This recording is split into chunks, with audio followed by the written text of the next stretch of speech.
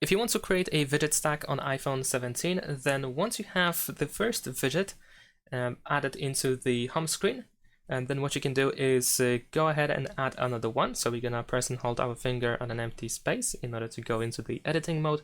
Tap on edit in the upper left corner and choose add widget. And what is quite important right now is that we can only use widgets that have the same size as the widget that we already have added to the home screen. So in my case, I need to use a widget that is just like this one over here.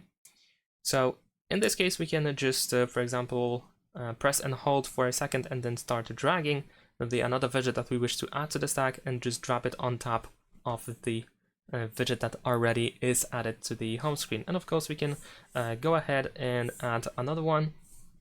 So let's say I'm gonna choose tips this time and just drop it on top of the widget. And there we go. We can of course scroll through these widgets quite easily. And that's pretty much it. Thanks for watching. Leave a like and subscribe.